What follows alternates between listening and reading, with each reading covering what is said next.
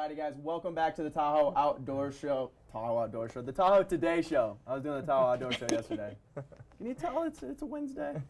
All right, got it. Really treat for me. Got Marcel and Dan Brady in here with their beautiful daughter Amelia, and so we're gonna talk a little bit about kind of what goes on as far as wellness and what you guys suggest. And the first one, winter injuries, definitely happens a lot here in Lake Tahoe. And so what do you guys suggest to watch out for?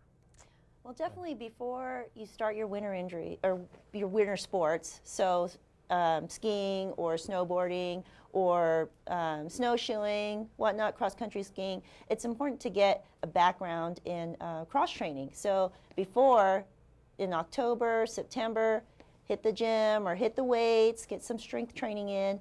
Core strength training is important too.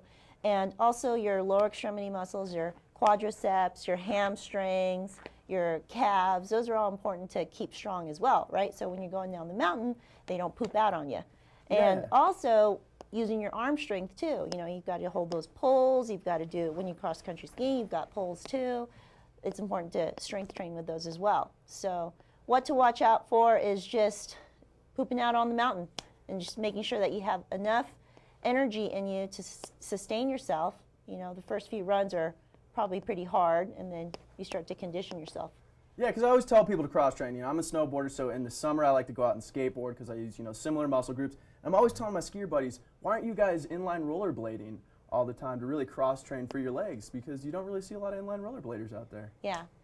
Absolutely. And then, we have a couple local gyms in town. You can do some rollerblading, or you can actually get in the gym and do some cross training where you're not, as cold and it's a protected environment, and you can really isolate some of those key muscle groups to get nice and strong so you don't injure yourself. Yeah, it's really important to think ahead and plan for it, because that way you won't be dealing with the injuries as much. Because guys are getting all dialed in. They don't do any stretching. They get out on the hill. First run, boom, they're done for the season. Exactly. I'm training for a half marathon, and my cross training is actually swimming. So cardiovascularly is so much better. Oh, right. And also training up in this altitude. Yeah. Down to the Bay Area, it's going to be awesome. Oh, yeah, you're gonna be a machine.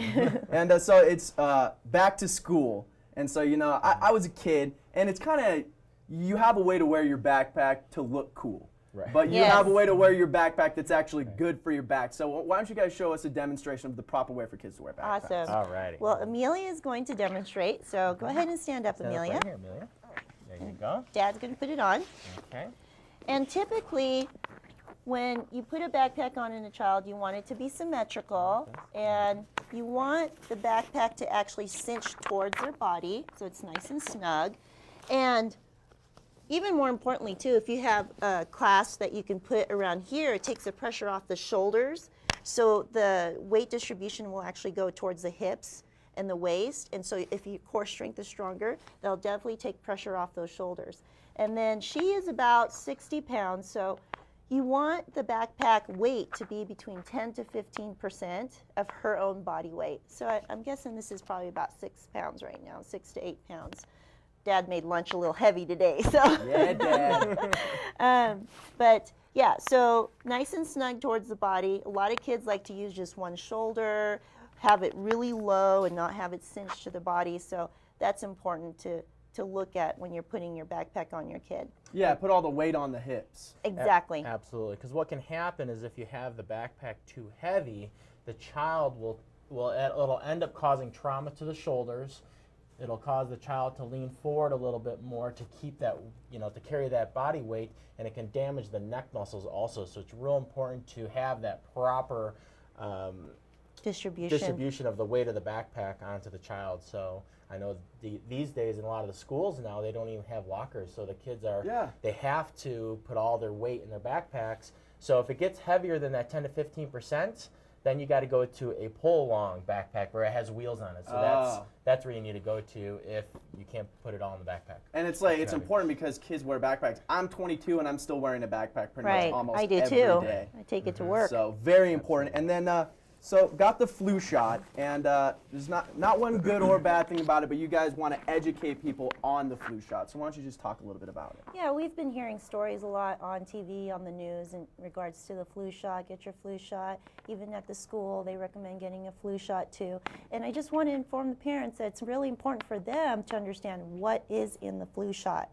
and that certain flu shots can only have certain strains in it, all depending on how they make it as well. So it's not going to protect you from everything.